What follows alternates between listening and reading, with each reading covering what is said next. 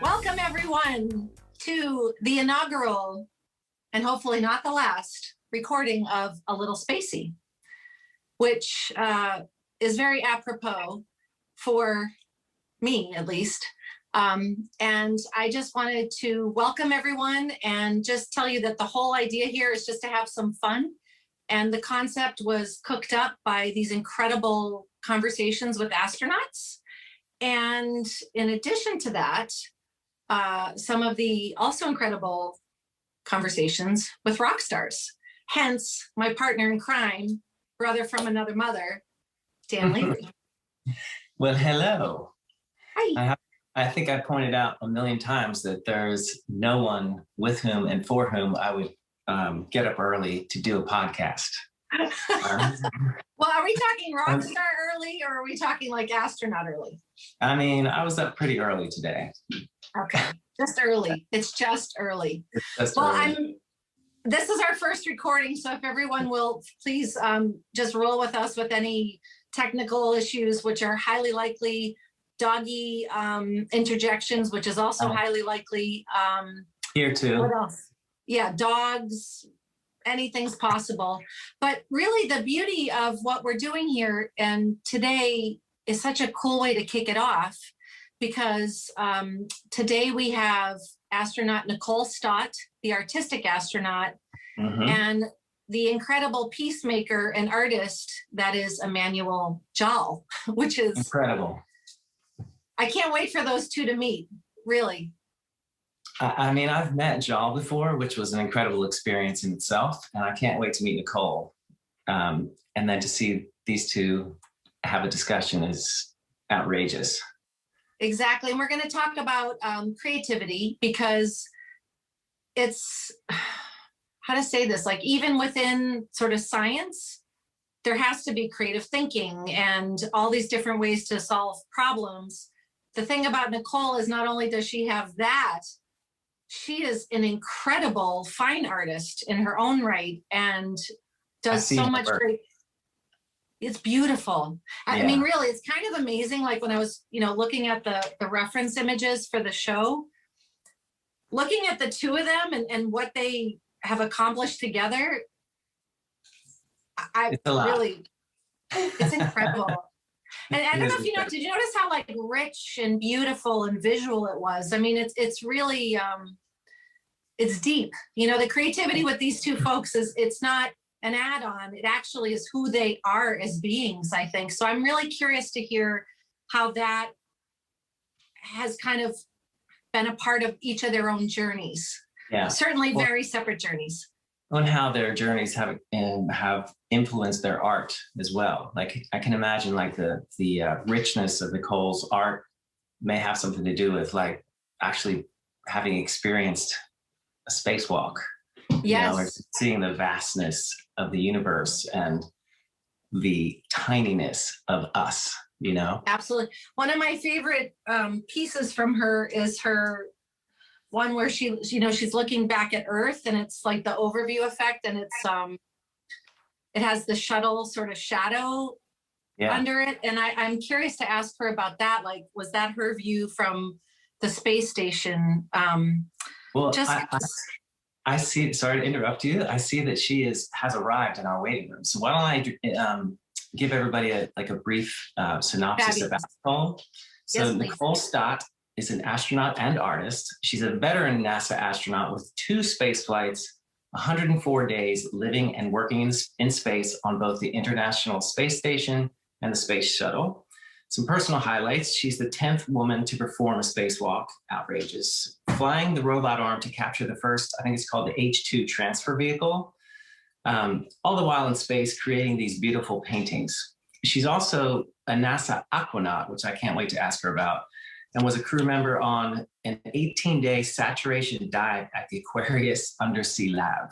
So she's been in space and then underwater. Her first book, Back to Earth, will be out in October 2021. Whoop, whoop. Amazing. So let's bring her in. All right, cool. Oh, I didn't realize she was up in space right now. It's asked. Hey. Hi. How are you? Here, let me, didn't want to scare you right off the bat. That's all right. Tell us about it. Hi, Nicole. How are you? We're great. We're so happy to see your face. Yeah. Good morning. Good to see you guys. Nicole, Dan, Hi, Nicole. Dan. So nice to meet you. I just gave a little introduction about you, and you are extremely impressive. Ah, did you? You know what? I'm going to move that suit over a little bit. So I'm not in my normal place. I'm at my mom's. So I've got tried to do a little bit of a setup, but hang on. Nice. Okay, cool. Okay. While she's doing that, I'll have some coffee. Perfect. That suit's incredible. Now, do you bring that suit with you wherever you go, or is that like an extra? Well, this one's flat. It's like a cardboard thing. Oh, so okay. It makes it really easy. And I had some other things like with some kids and stuff too. So I thought, I'll have it. And then it kind of helps with the backdrop just in general though. That's amazing. Well, thank you for agreeing to be part of our crazy idea here. And I have to tell you, originally you weren't going to be the first, but this is our first official recording. Wow. Because everyone's schedules changed and so on. So you're our inaugural superhero. Oh my gosh. So thank you for being here. We're so psyched. We also have Jal now ready to join. So this was cool. Unexpectedly perfect timing. Perfect. And I think, what's probably going to happen is we have this whole run of show, but if you're cool, I think we'll just roll. Cause I have to tell you, Nicole, I cannot wait for you and Jal to talk. I truly this is sort of whoa, what's going to happen? So I think we just roll. Let's just roll. Let's get Jal on and let's just have some fun. Yeah. And because I know you sent a run of show, you guys are really very organized and stuff, but I will just honestly tell you, I didn't have a whole lot of time to look at it. So rolling is fine with me. Perfect. Good. All right. Let's bring Jal on. Let's go. We are the masters of winging it. Yep. Yeah. This is true. I'll take your This lead. is true. So, hey. Hey. Hi. All right. Hey, how's it going? Hey. Hey. How are you? I'm good. Everybody look clean. You look clean. Jal, please meet Nicole Stott. Nicole, please meet Emmanuel Jal. Nice to meet you. Nice to meet you. Nice to meet you. Where are you right now? I'm in Toronto, Canada. Okay. Yeah.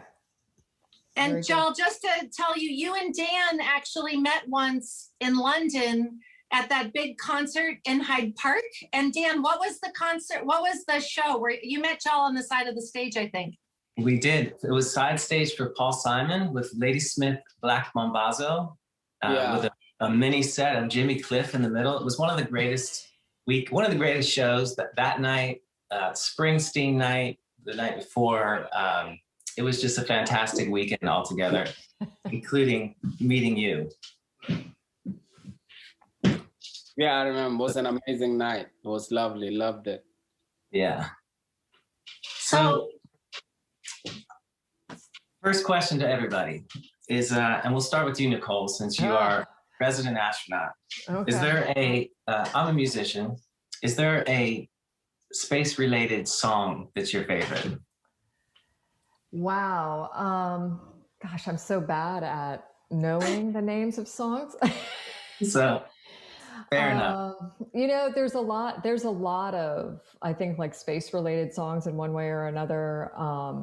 This one isn't really space, but it's one that reminded me a lot, when I came home the first time. It's by an artist, a friend, Davey Knowles, and at the time, I think the group Backdoor Slam was with him. And the song is called Roll Away. And it's maybe I'll come back to that island one day. He's from the Isle of Man. And it just really like spoke to me like a space song, but like this whole idea that, you know, of coming back to Earth afterwards and how we always want to come home, that kind of thing. And so I don't think it says space probably anywhere in it, but that's what I think of when I think of like a space song. But there's a lot of them out there that I really well, you've been there. So we'll consider you the expert. Okay. And it's interesting because today we're talking about creativity. And one of the things that was so apparent with both of you is how much you have in common, believe it or not. And it was really fascinating, like when we did our deep dives, and certainly, you know, I know both of you, but I was fascinated to even kind of dig in the weeds a little bit more. And it was very, I was very curious about the sort of role of creativity for both of you. And one of the things that I came to the conclusion of, and Dan and I discussed this before, was my impression is of both of you, creativity isn't, you don't even think about it probably. It's who each of you are. You are creators. And I'm very curious to hear how that, you know, kind of impacts what you do in really like kind of non-traditional ways, but then also it's so obvious. I mean, even just look behind each of you, you know, like there's creation all around you. And so I'd love to get into that. I wanted to actually preface this with Jal. Jal, you told us a story once that I thought maybe Nicole might like to hear to just set up the context of who you are as related to sort of the sky and space. And you had a beautiful story, which to me felt like a fairy tale, about when you were a child looking at the sky and you were looking at like airplanes overhead at nighttime. Do you remember that story? Yeah. So, I mean, when you talk about creativity and how it has impacted my life, there's different ways, you know, when we talk about it, we can't talk about creativity without mentioning imagination. And as a kid, imagination is where I hide, is where I go to, you know. Now, lying down in the evening when my mother is with us, so, and then would look at the stars and she'll tell us, today it's the hyena that is on duty. So basically when hyena is on duty, there are less stars in the sky. But when the fox is on duty, which is careful not eating everything, then there's more stars. And in our imagination, we just imagine each star is a cow. Nice. So I would lie there and then you'd see the fox. But I love what my mother did, because that expanding our imagination helped me in my childhood. For example, when we were taken as child soldiers, we walk hundreds and hundreds of miles. And my source of motivation was to be able to escape into my imagination, to imagine something beautiful. And by exploring imagination, I remember how imagination helped me, you know, because as a kid, I would always imagine to be a part of a solution in the future. Mm. And I would imagine myself as a teacher. How would that look like? I would imagine myself as a flying in the plane, you know, because I was told the plane that fly high, there's people inside flying it. And I said, how would I look like? I've never been in a plane, but I'd imagine myself in it. And so imagine you are in a place where people are suffering and people are dying. And so as I imagine myself to be part of a solution in the future, I remember there was a place where we were stuck and we were waiting to die. We're exhausted. Imagine in this place, when somebody fall in the water, all you could see is the bubbles on them because they're exhausted. And if there was a child soldier who fell in front of me one time, and there's this big soldier who tried to pick him up, and they both drowned as I watch. And as I watch, that left me, so gave me thoughts that made me want to end my life at that moment. And what rescued me was my imagination. So before I discovered meditation, so the meditation of imagination, where you hide in it.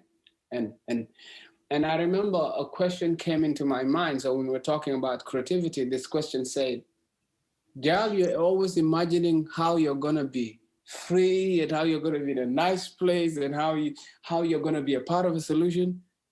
But you're here. You're going to die now. What can you do right now? And I said, what is it I can do? Why don't you eat that tree? And if you don't die, share it with the rest. So I went and picked the leaves of the tree.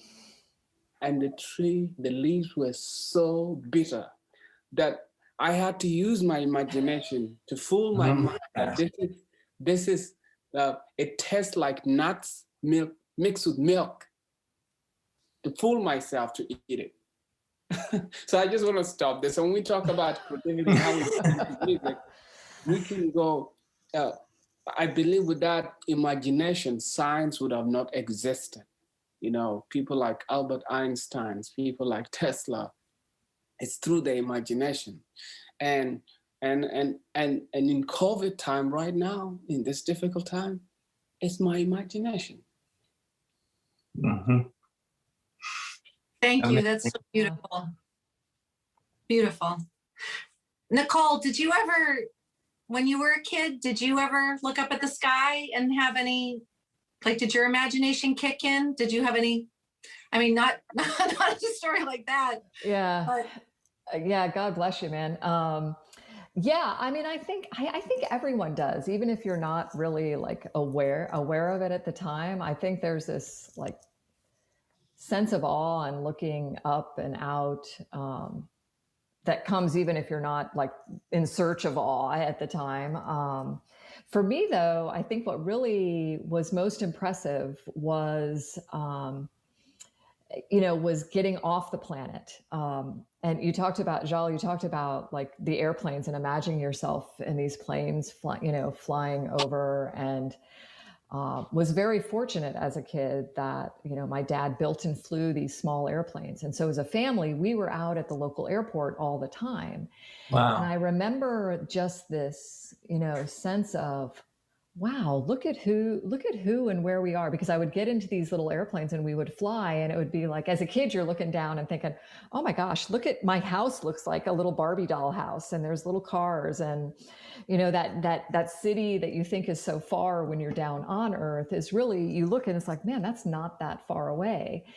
And just this kind of connection you can make to everything, below you by lifting up and away from it. And even as a kid, that was compelling to me. It was like, wow, we can separate ourselves and look back and feel this connection to everything that's around us. And of course, going to space, that's amplified for sure. But I don't know. I think that impacted me very early on, just this idea of lifting up and looking at things from a different perspective. Nicole, when you were first looking from whatever it is, a window, whatever it is, looking down at Earth, I mean, what is that first thought, or what does that feel like? I mean, how does that impact you? Like when I was a kid flying, or no, that experience, I can only, as you say, was amplified when you went into space. But when you first saw the Earth from space. Yeah, I think that's something, we all, I think, try to prepare ourselves for that. We look at the pictures, we look at the videos, we talk to our colleagues who've, flown before. And it's one of those things where I think nothing prepares you for it. You have this expectation, and yet it's here. I just remember like the first time, what I don't remember is where I was looking at, where on Earth I was seeing. I just remember like this like overwhelming presentation of a planet, right? Mm-hmm. And like this, like, holy moly, we live on a planet. You don't think about that. You don't think about that very often, right?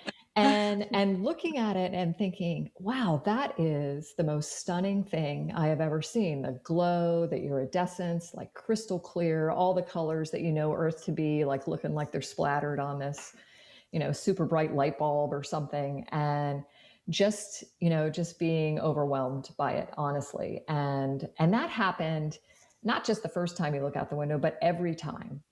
And I think if we open ourselves up to it down here, I mean, we can look out our window of our home and be equally as in awe and stunned and, and surprised and overwhelmed if we open ourselves up to that, which is what I try to share too, is like, you don't have to go to space to feel this sense of awe and around you.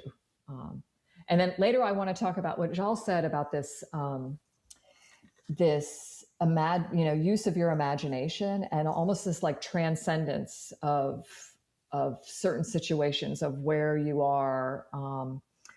To me, that's so powerful because, the work we're doing with the kids in the hospitals and stuff, most of these children we're working with on some of these projects, they're in pediatric cancer centers, they're in refugee centers.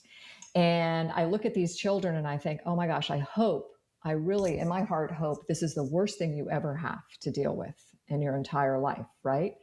And yet we can come into these places with, the inspiration, the imagination of space exploration and art.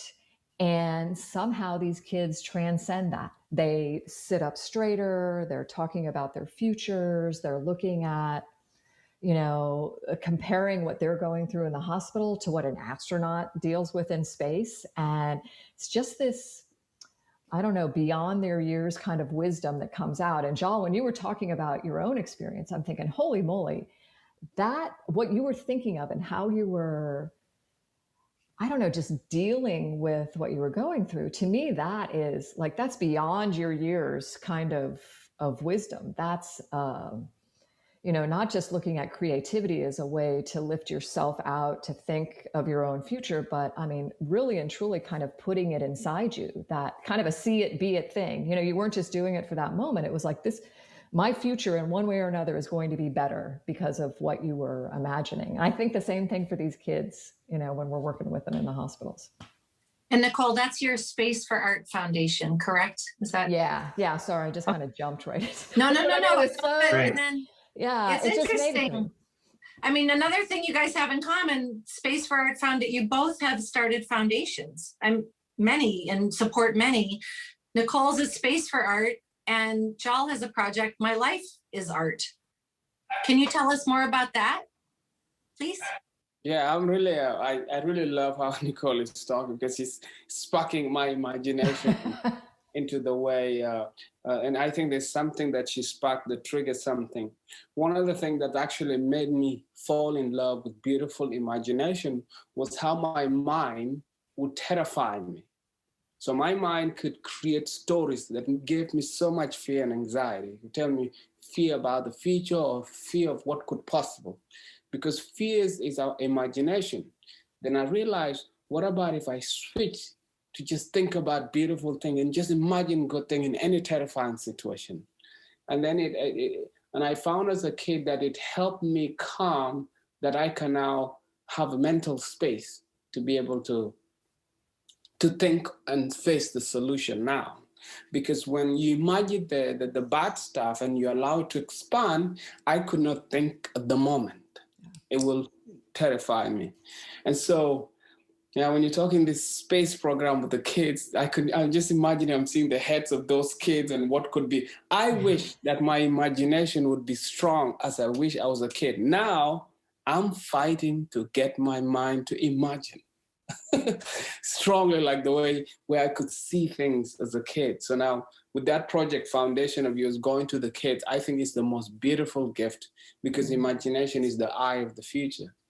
So in terms of My Life is Art, the one we do now is so it's basically, it provides people with tools that can help them reach their full potential, where they're able to manage their thoughts, their thinking, their ideas, and create habits and beliefs that they can use to create the life they want. And so basically what we do is we get people to understand, what is your vision? Yeah, each one of us has something that they want to create in this life. What is that? Can you just imagine what that looked like? Put yourself 30 years and what would be the things that you need to create that life? And so basically, and then the next part is, what is your purpose? What is it that you want to give without expectation? Because in your purpose, in each stage of suffering, you'll find a meaning. Because when we don't find a meaning in our stage of suffering, we exist to suffer. And so those are the things to like, what's your purpose? What's your vision? What's your mission? And what are the habits you need to create and beliefs to allow you to go there? So basically, it's almost like a daily practice. And how I mirror the beautiful things I like about it is you test yourself. You go on social media and you see somebody who's achieved amazing. Do you feel jealous? Do you feel sad? How do you feel when a friend of yours succeeds? And if you feel terrified and upset that somebody else is doing well and you're not, then you compare yourself. You're not walking in your path. Now, when you're walking in your path, you'll be content and you'll be joyful for each and every state what person has achieved. Like for now, Nicole has gone to space. Now, somebody else will feel bad, oh, I achieved nothing, but I should be inspired and be excited that she went to space and celebrate that moment. Or for example, if I know Annie has achieved something great, because sometimes you may have friends and your friend has achieved great and you feel guilty. So if every time you feel that you're left behind, you're not walking in your purpose. Every time you feel your joy is stolen and your peace of mind, you're not walking, because we're supposed to experience, we're supposed to observe and learn from each other and excitement. And that's what community do long time. When one person from the community succeed, everybody feel they succeeded. So, and the fact that Nicole has gone to space, to me, I feel I've succeeded because I connect into that energy of how she went to space and the joy and what she captures. So that's what my life is at does. So we do workshops in the refugee camp and with youth people. And it's amazing how when each one of them discover their purpose, they no longer look at themselves like a victim. They begin to search themselves deeper and then find, okay, I will detach my pain. I'll detach my emotion from the pains of the past so I could see the value. And only through our purpose we can be able to see that. And so I may talk long, but that's what my life is at. It's so interesting too, Jal, because what you're saying is, we have a saying at Unify too, together we rise by lifting others. And that's actually the whole platform of National Astronaut Day. And this is where, thank you for having this conversation, because this is going to be part of that. And it's my head is like, with the two of you right now, I'm completely overwhelmed. You are both so. Can we do this every morning, please? I know. I just feel like oh, we're lifted up and we're gonna, you know. So I'm just so overwhelmed by also connecting you two. I mean, that is something that I hope this is the beginning of a beautiful friendship. That's kind of the idea with these conversations too, is we're trying to put people together that I'm hoping that you guys will see. There's way more. You are both beautiful ambassadors of this creativity and connectivity. And it's interesting. It's like, wow, if we could almost connect this overview effect with this earth view effect. Whoa, I just got chill. Like I literally just pictured two beams of light and then they went boom around the earth. You know what I mean? Does that make any sense? It does. And it's crazy to think that if not for this moment today, you guys might not have met, but I feel like now that you have, at least I'm a better person, I have to say. So no, I am really thankful. I hope that, Jal, I hope we can continue the conversation, afterwards too, or look for the synergy and find ways to support each other. But I love what you were saying too, because I think, as an astronaut, we get asked the question, well, how do you guys do these challenging things? Where does the inspiration for that come from and stuff. And when you look at like the simplicity of, what's underlying it all, some of the themes are common. You don't get to the moon unless you believe there's a solution, right? Unless you believe there's a way to get to the moon. So you go in with this idea that there is a solution to this problem, right? And I think about like one of my favorite people on the planet, Jay Honeycutt. he was one of my bosses when I first started working as an engineer at Kennedy Space Center. And he came in, and we were all young engineers, and he brought us together. And it was right when the space shuttle program was getting back up and running after Challenger. And he's like, okay, we are here to solve problems, right? Really challenging problems.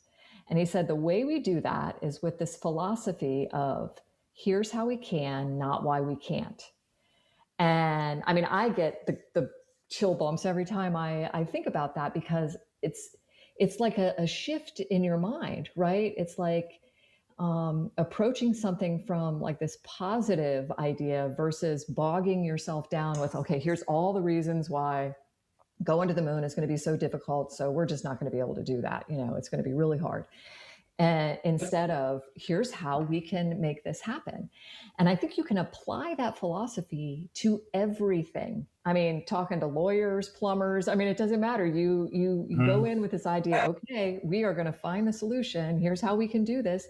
And it's amazing how much more quickly, and I think even better, the solutions come because of that. And that's not just about going to space. It's about everything in life. Jal, one thing that pops into my head in something that we had to visualize that we did together, and Nicole, you're not going to believe the experiences that I've had with Jal. Also, I've seen some pictures that are really cool, so I can imagine. Okay, well, I will just say that probably 10-ish years ago, Jal was like, I've always wanted to go back to South Sudan and do a concert. And I was like, all right, let's do it. Yeah. And we did it. And I will just tell you, it was something. I always say I've probably used up, I think 7 of my 9, I like to say. I think maybe 2 were on that South Sudan trip. But Jal, I mean, that for me, talking about like creative thinking to solve problems, and that to me was the true essence of Jal's drive and a lot of what he did. And I could only understand, and Jal is a brother, one of my brothers, and it changed that journey and that trip, if you will.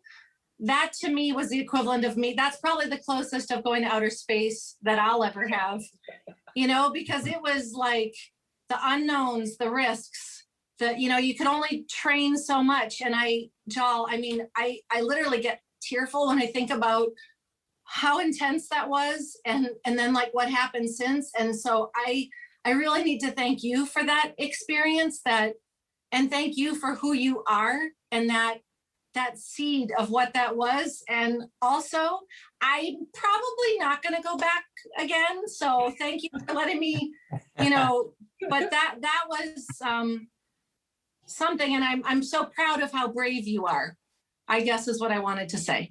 I mean, all of you were brave. I mean, Nicole, these people, we had guns on our head, but they never escaped. They said, we came here to do peace. Or is it, I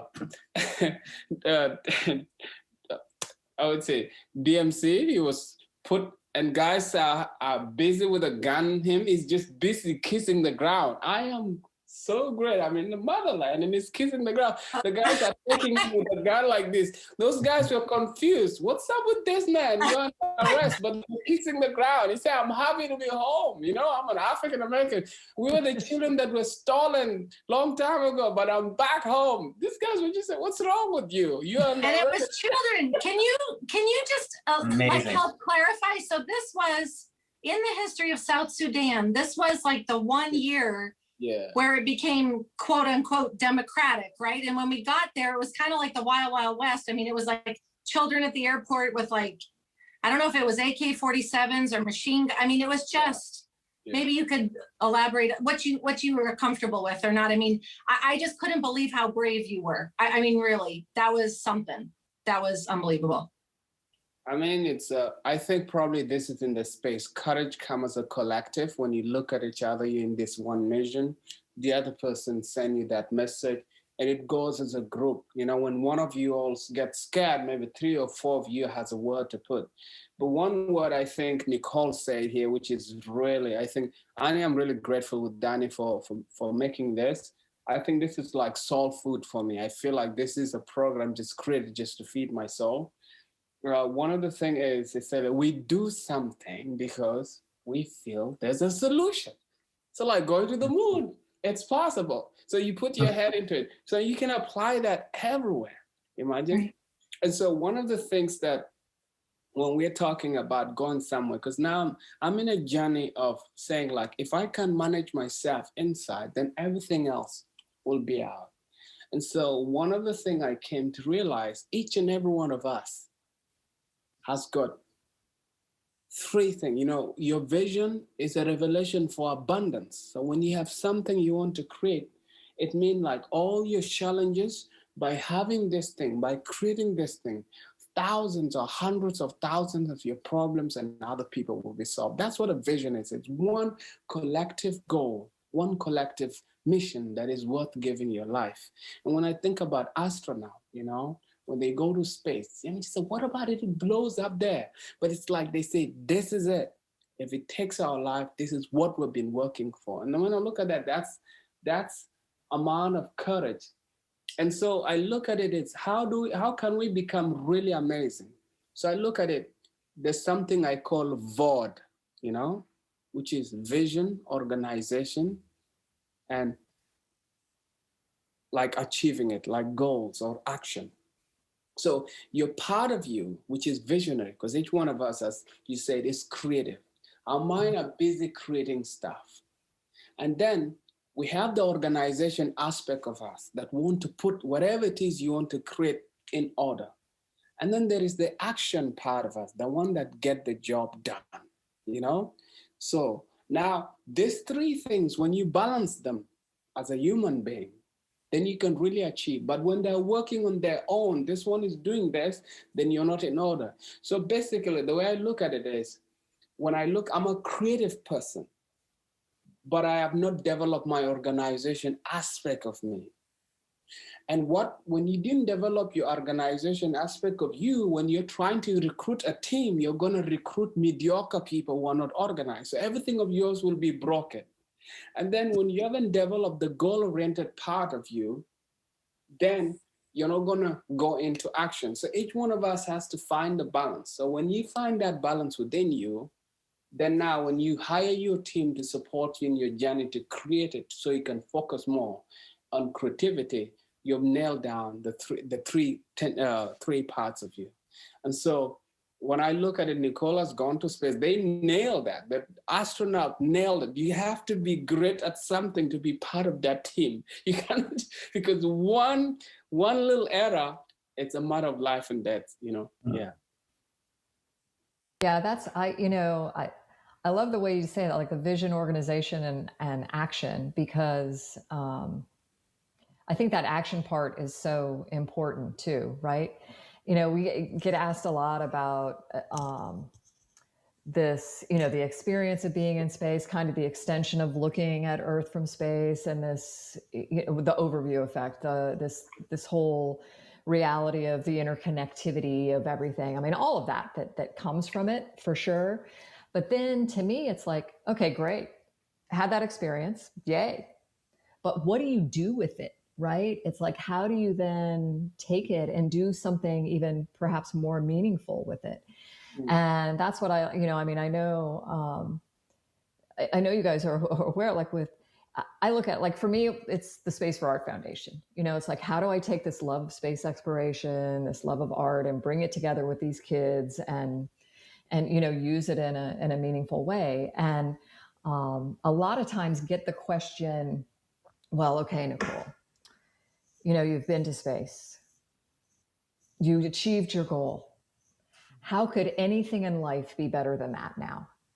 And it makes me so sad. I'm like, do you just say that out loud? You asked me that question out loud. It's like, is it over for me now? I mean, that kind of thing. I'm like, how, and I, yeah, it was an extraordinary thing, but that's not the be all end all, right? I think every step in our life, regardless of whether it's going to space or whatever it might be, it's supposed to be kind of this stepping stone. You build on it, use it, extend it in some way to be a solution, to take action because of it. And I honestly feel like I went to space so I can do this stuff with the Space for Art Foundation now. I mean, it's like, oh, that's that reason. That's why I got to go there, right?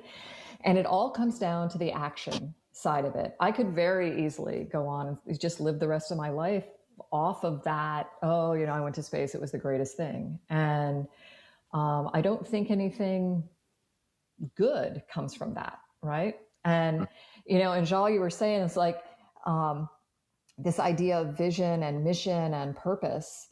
I mean, I can't speak for all my astronaut colleagues, but I have to believe that, our 4 friends that are getting ready to launch on Friday, right, to go back to the station, they're not launching just because it's this cool adventure to go fly on a rocket ship.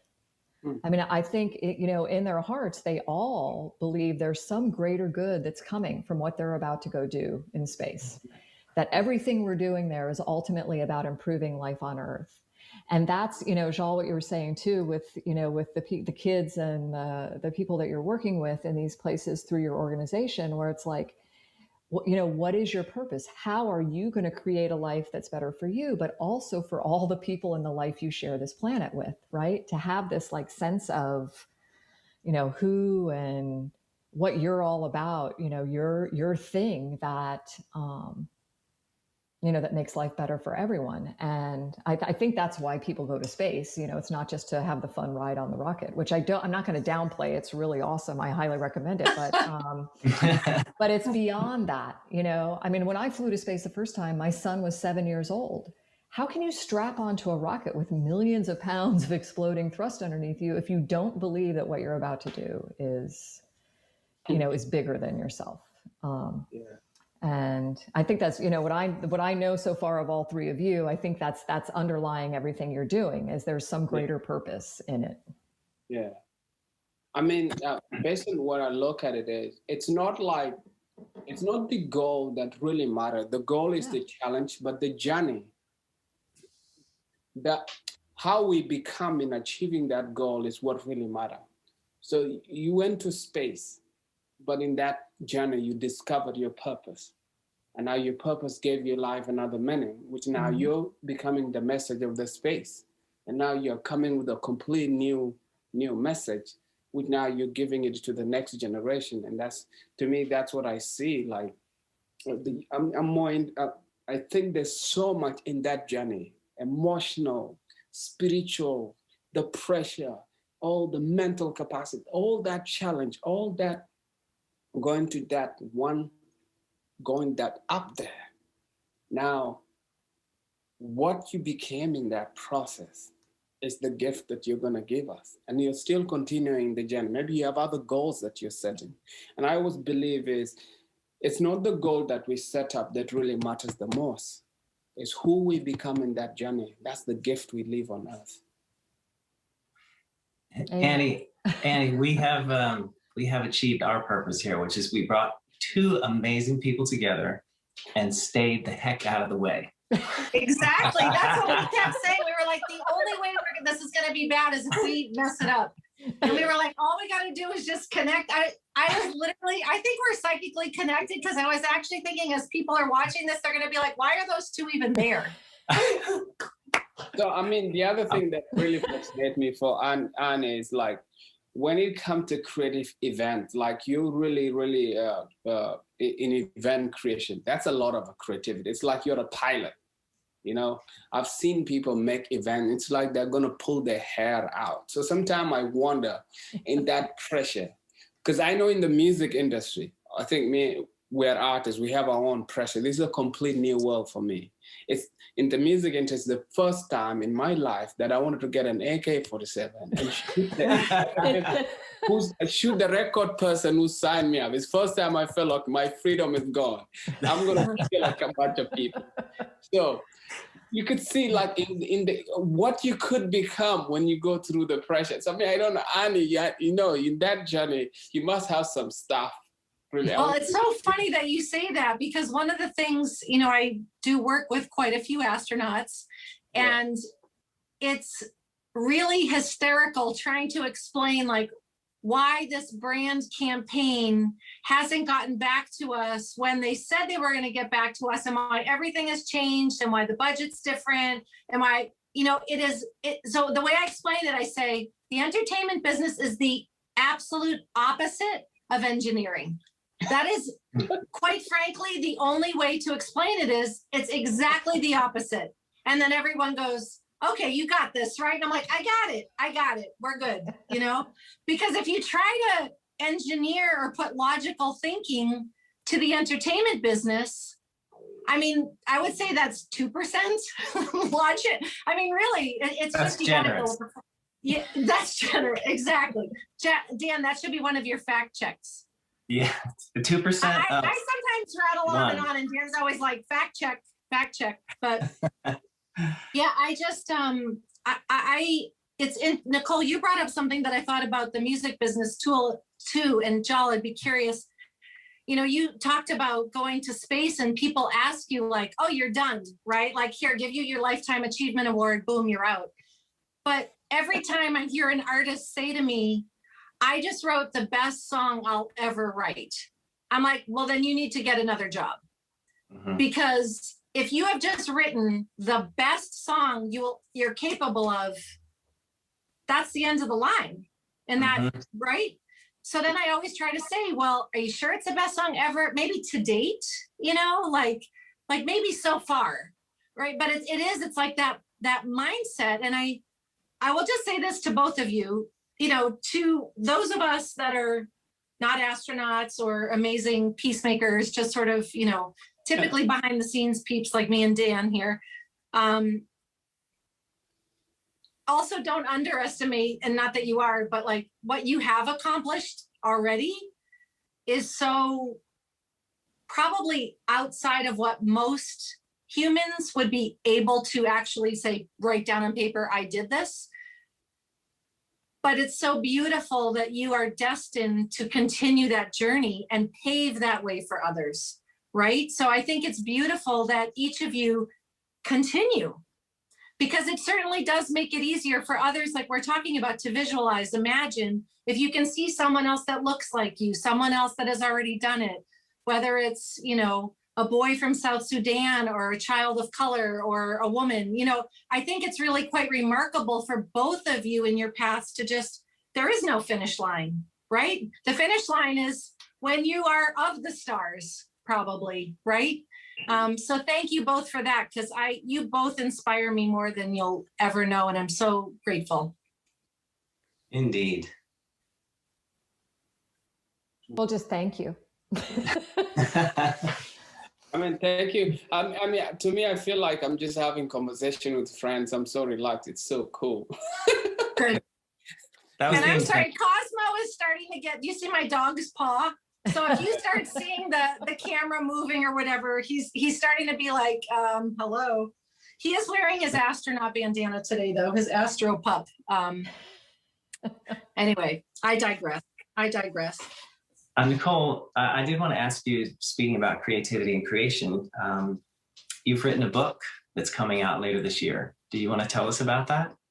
I believe it's called Back to Earth. Yeah, it's called Back to Earth, and it's really, I think it's a lot about what we've already been, speaking about today. It's not a memoir.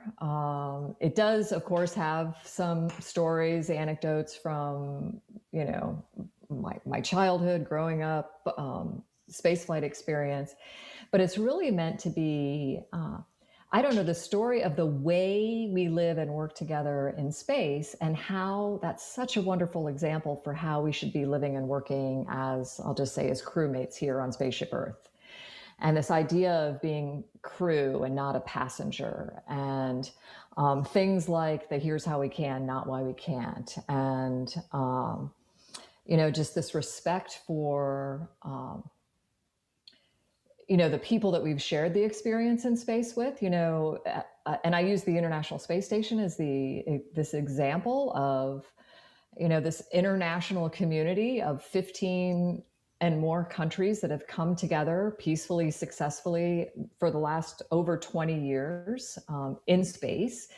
And the tens of thousands of people down here on Earth that are working together to make that happen, you know, across the planet.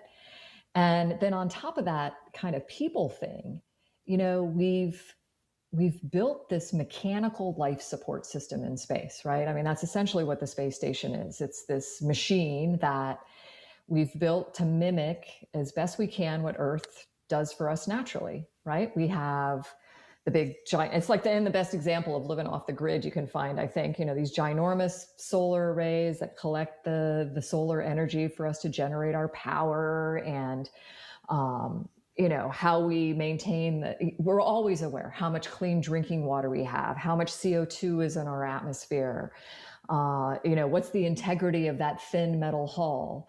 And every single one of those things is a parallel to how we should be living down here on Earth, that metal hull to our thin, you know, blue line of atmosphere. You know, the way we're aware all the time of the health and well-being of all our crewmates, how vital that is to the success of the mission.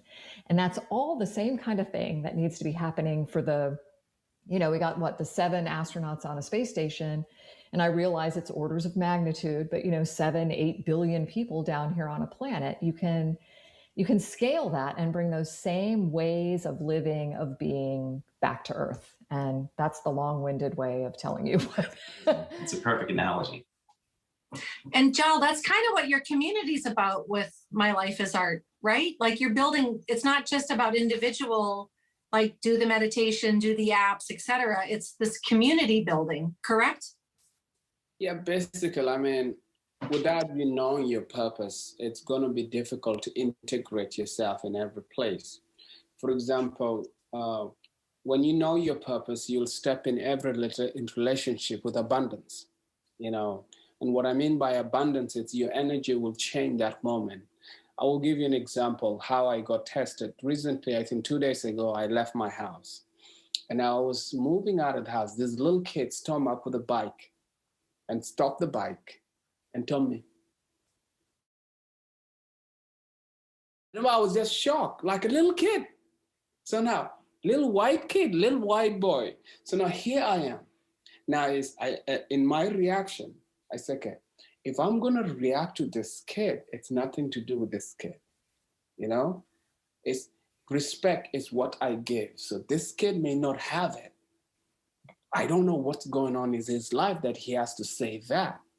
So then I went into internal conversation and I was going to the store and I said, if this was Africa, what we do, a little kid like that, do something like any adult has the right to beat the hell out of that kid. If it was Africa, I would just grab that kid, beat him up and put him on my back and tell, where's your home? Beat him until I get home. I tell mom, tell your mom what you told me. And if the mom knows what you told me, he get beaten again. If there's any adults, did you actually say that? That's what they did in Africa. But I say now, I'm in the West. How do I respond? I respond with compassion. I was concerned about this kid and who he could become if he's gonna go on that path. And so I said, okay, what do I do? So I went to their house and they were playing outside and I stopped, put the window of my car down. And I said, hey, you, I know what you did to me, but it's a secret between both of us. And I asked the brother, hey, is your brother not the coolest brother you have? Yeah, my brother's so cool. I said, I knew it. This kid is the coolest kid. He's amazing. He's a kind guy. And I took my car and then yeah, all the other kids jumping up and everybody celebrating him. He was shocked.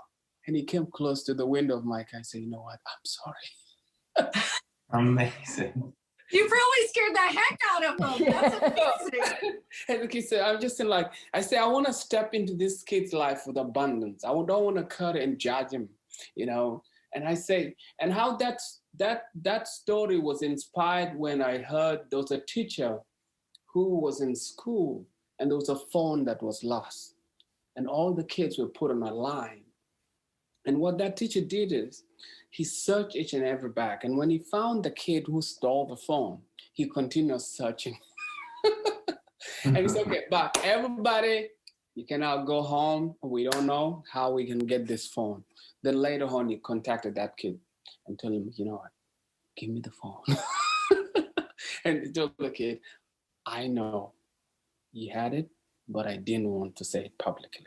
Now that kid kept that secret all that year, his own fear now. If he was shamed publicly, what would have happened to him? What energy? So he converted the entire energy. So that's like, by listening to that story of what that teacher did, it inspired me to react in abundance to this kid.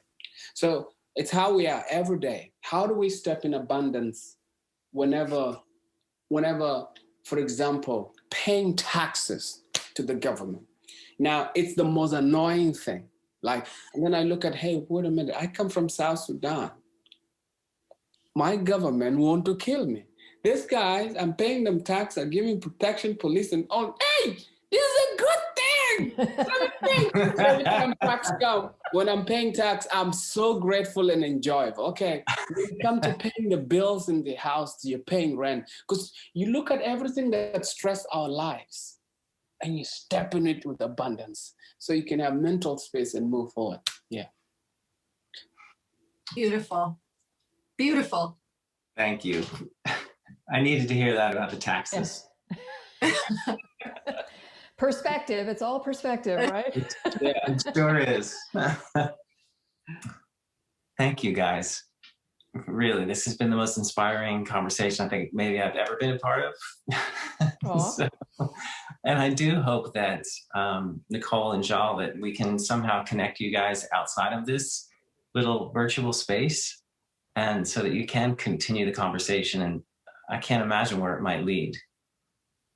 I would look for. I'm sure I'm going to learn so much from Nicole. You know, it's interesting how, you know, how such different worlds can come together in a really powerful way and lead to good things. So I don't know. I'll come to you for sure. We got, you know, we do these projects with these kids around the world, and you know, I welcome, you know, the children you're working with, their participation in some of this. You know, we could even just start there, but I think there's more good to come. I look forward to getting to know you better too.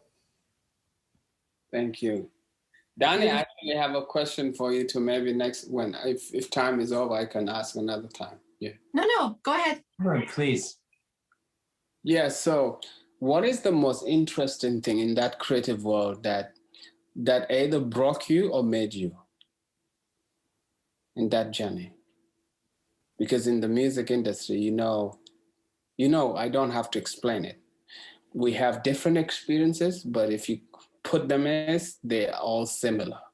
It doesn't matter whether you're a beginning star or you're a big star, the industry has got its own ways of doing its own things. So, yeah. Is that addressed to me? Yeah, Danny. I think it goes back to the idea of creativity, because everything, at the end of the day, no matter what happens, you can have a hit record, you can go on tour, you can travel around the world. But it's kind of like the idea of, you know, okay, you've been in space, you know, is there nothing else? So for me, there've been a zillion things that have, like, you know, early in the career that could break you, whether you didn't, you know, achieve the success you wanted, or you put all your eggs in that basket and it didn't happen. But then you just keep going, because every day you're writing a new song or you're doing something different. But to me, it's like, think creatively, what can I do with this now? Like, I have this level of success, whatever it be, you know, for me, it was more than I ever dreamed of. But the coolest thing I did was try to turn that into something else. We went to, of course, Annie was always part of stuff like this, but we ended up in, you know, learning about humanitarian aid down in Haiti. Or to me, the greatest thing that I had done was to go entertain the troops, you know, who, whether for their decision or not, ended up in, whether it was, you know, the Balkans, Bosnia, Kosovo, those kind of places, or Iraq. You know, I ended up in Iraq, and I don't compare my situation to anyone else's, but there was a, you know, like a rocket attack that happened on one of the bases that we were staying on. And, you know, you think about for that moment, like, oh, maybe I'm not going to get home, you know? And I can imagine that happens like 8,000 times in, you know, 104 days in space, Nicole, or every day in South Sudan. But to me, just being able to take what I've done and turn it into something else, you know, that helps other people, then you always feel like you have just a massive success. There it is. All goes in back to that statement. I like we step into things because we find there's a solution for it, you know. Mm-hmm. And I know, I mean, it's amazing, like how you're talking through imagination as you're telling me your situation. My brain is creating the pictures of how that rocket launched, how you're in the guitar, how you're singing, and how you're wandering. And I could just say, and then it's combining that with the situation of Nicole in space, how probably there's a rocket shell. How do you call those stuff that explode in the space? Yeah. What are those things? Those flying stones that blow. So I'm just saying, maybe she's like the meteors. Something. Yeah. Are we gonna hit now? Yeah. Flying stones.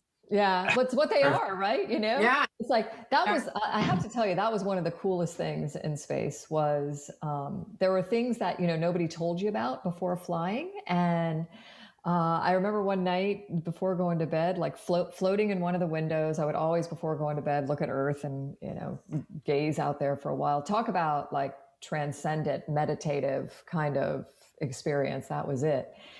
And I was all by myself in front of the window, and all of a sudden I see this like streak of light go below me, like between me, our spaceship, and Earth. I'm like, holy moly, you know, you're thinking UFO, whatever, you know, whatever.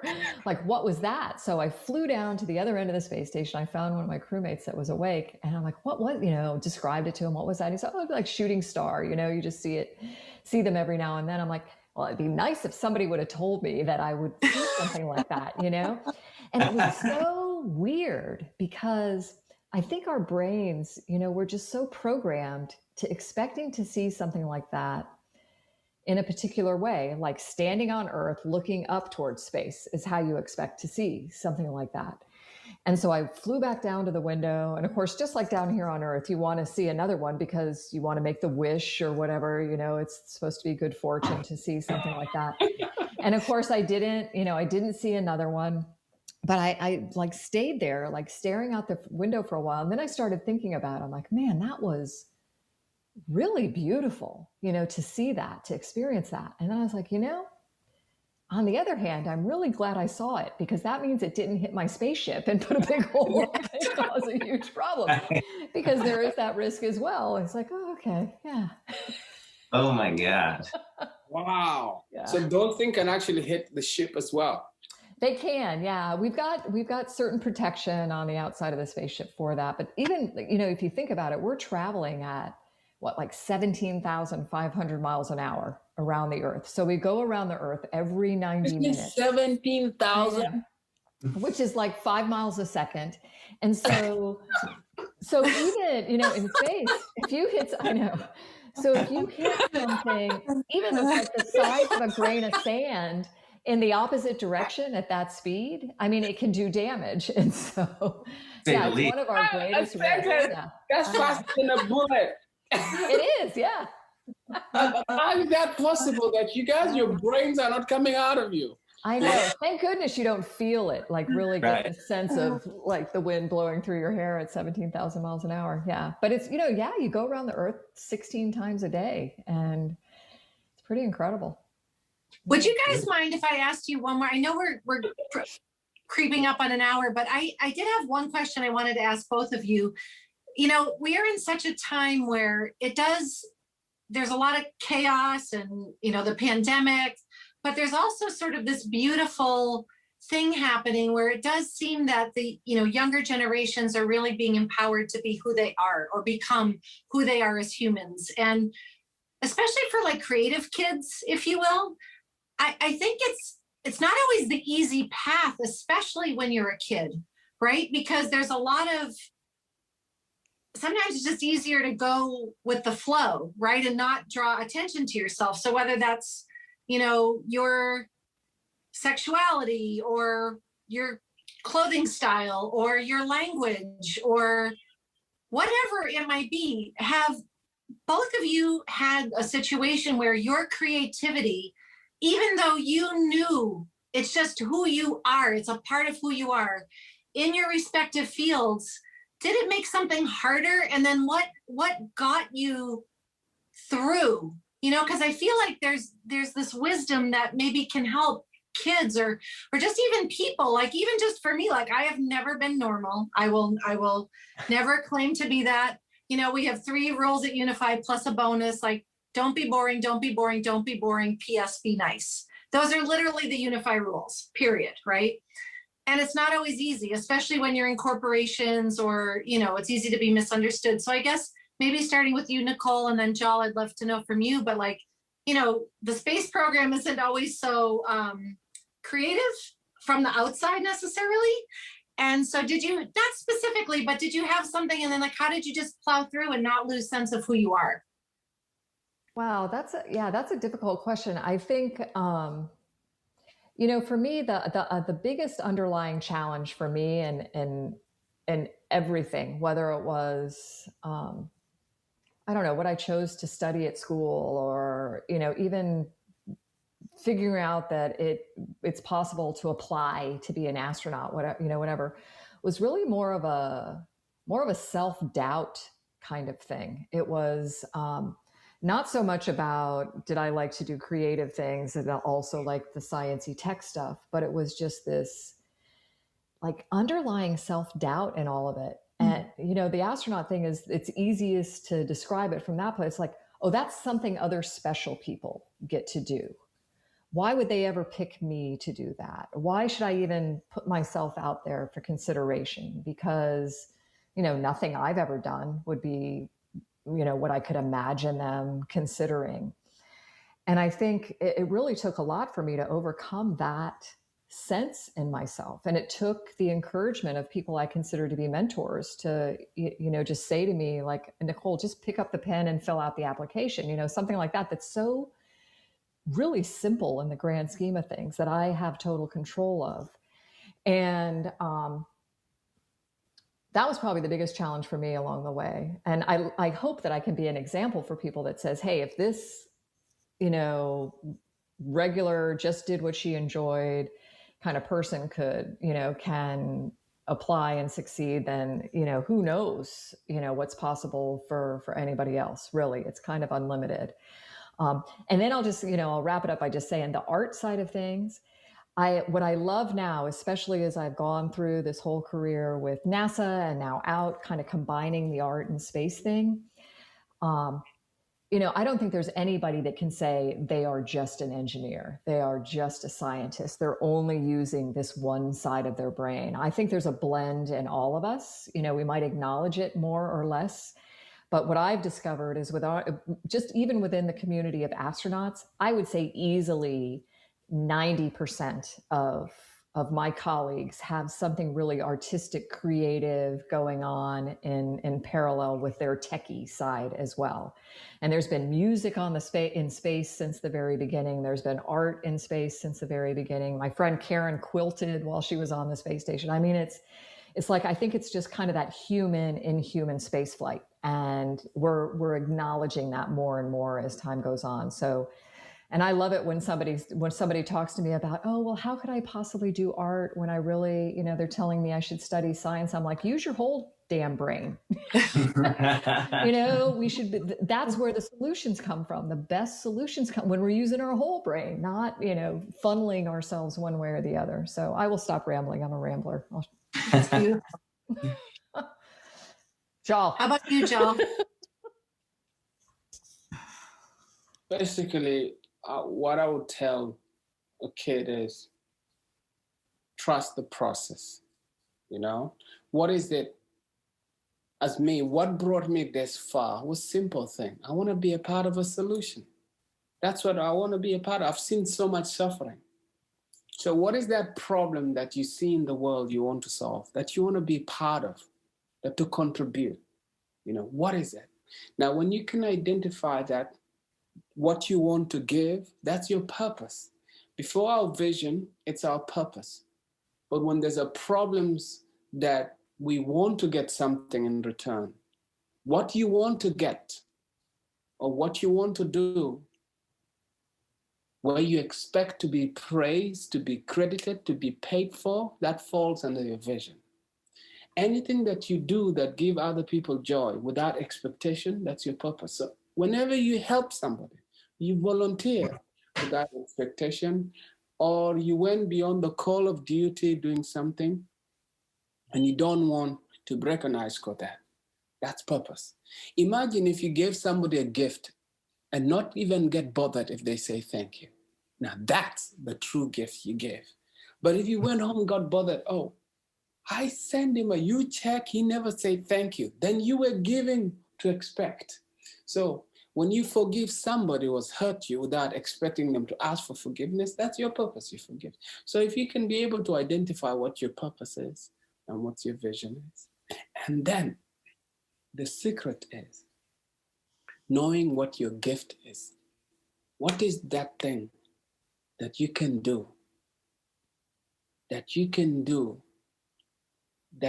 think you can step? If the Queen of England asks you today, I have a problem, what can you help me with? What is that great skills that you have that you can contribute here? The world is ending. We want you to provide us with your great. Me, what I can say, I'll contribute in storytelling and music. Motivation, I'll do that. I can help in imagination where I can lie down, I can do. So what is it that you feel you can step in? You know? So some kids, the way I look at it is each one of us can do anything. You know, for example, I am a creative person. I like to imagine, but in me, there is the management part of me, which want to organize things in order, but I have not developed it. You know, it will tell me, hey, this is disorganized, but I don't have time for it. If you look at most artists, we spend time, we don't want to comb your hair. No, look, this is creativity. Now, when we're creative, we don't do anything. You want to go that far. So they've kept that far. But when it comes to whatever you do, the organized aspect part of you would want you to get the sound to be specific. It wants to get it right. So that's why when we look for managers who organize everything you're created and putting it in order. But we have another part of us, which is the goal-oriented part, the action part that want results. If we don't develop all this aspect in our life, it doesn't matter what gift that we have. In the gift that we have, creative thinking. Now, if you're a lawyer, there is creativity in you. There's that imagination of imagining how you're going to win the case and motivating yourself and what books to read and how to go. So imagination exists in each one of us. Even in the accountant, the one who deals with numbers, imagination exists, but the imagination is applied in numbers. So when they ask you a question, what language are the numbers saying? If the numbers don't add up, that you as a creative person, the numbers don't freak you out, but an accountant would jump on top of the building. How is it minus? You know, this is impossible. It's supposed to be positive. So each one of us has got imagination, but where we apply it and where we, Beautiful. Well, thank you. I think I'm so grateful to both of you. Thank you. And I hope soon that we'll all be able to see each other in person one day. You know, I really look forward to that. And Jal, I'm gonna nudge you soon about WWP anniversary, because we want peace. And as Dee would say, we're gonna get it. Yeah. Right? Yeah. And maybe we'll talk to Nicole about that too. I think there's something to be said for that. But really, I thank you so much. This was such a beautiful gift today, and we're so thankful. And thank you for being part of this crazy idea. And we love you very much. And thank you for your bravery, and both of you, and for your just for your time, really, and your stories. We're very thankful. Inspiration. Thanks for including me. All right. Thank you. All right. Thank you, guys. Bye. Peace out. Bye. Love you. Bye. Mwah.